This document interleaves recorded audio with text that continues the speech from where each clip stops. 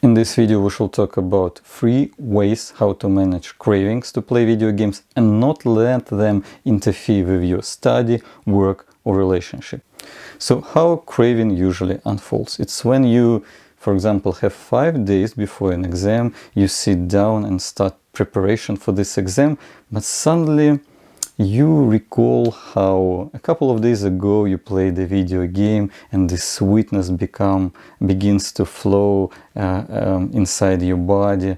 You remember this excitement which you felt while playing a video game, but then you say to yourself, wait, what am I thinking about?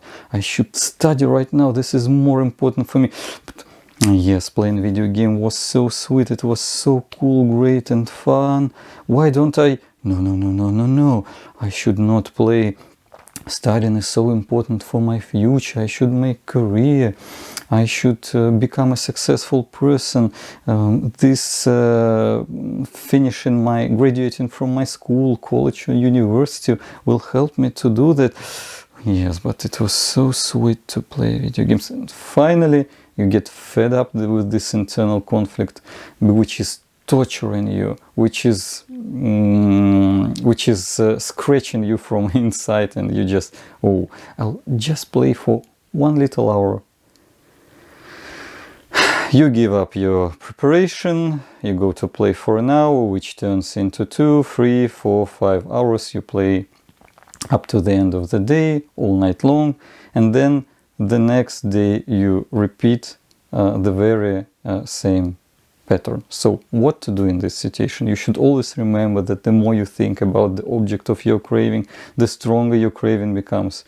For craving, it doesn't matter what kind of thoughts you have, positive or negative. If you are trying to resist, oppose your craving, the only thing that matters for your craving is that your thoughts are related to the object of your craving. If they are related to the object of your craving, the craving becomes so strong that inevitably it just breaks down your will and you subdue to it, ending up playing video games. So one of the things you can do in this situation is to stop any internal dialogue and let the thought about video games unfold. But you should not savor it. You should give it a neutral color.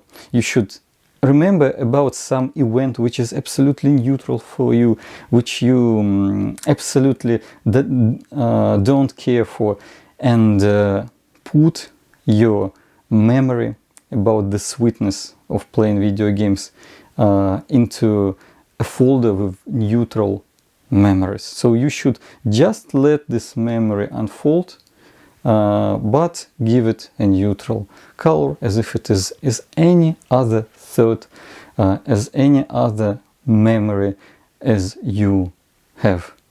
And as soon as you do that, this memory, this euphoric memory, just passes by, and after that you can get back to whatever important for yourself you were doing.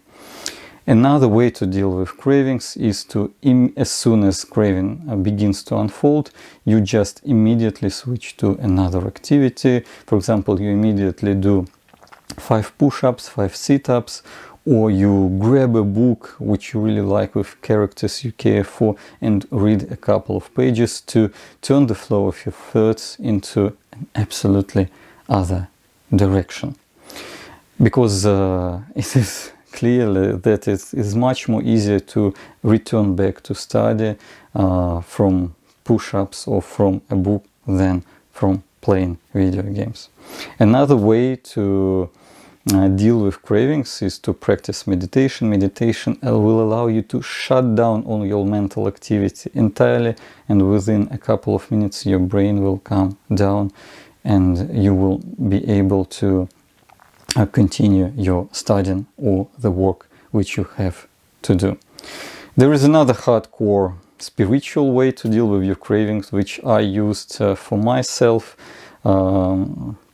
I was tortured from cravings for so many times that finally I came to the conclusion that all these tortures are justified, that I subdued to cravings so many times in my life. I made thousands of decisions when I had actually a choice to do something which was good for me, to make my life better, to be more productive. But in these moments I made choices in favor of video games, and what I did actions that actually made my life worse.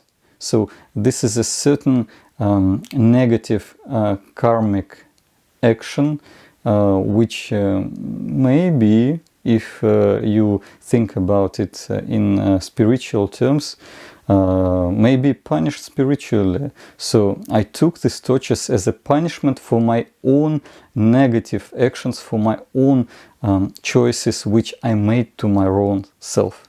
And as soon as I started to accept it and think about it in this way, I started to think about these tortures from my denial, for my cravings denial, as a redemption of these past negative actions to my own self. And, you know, suffering began to disappear. Cravings became so much lighter than they were before, and I felt a strong relief. So that's it for today. Stay tuned and see you in the next video.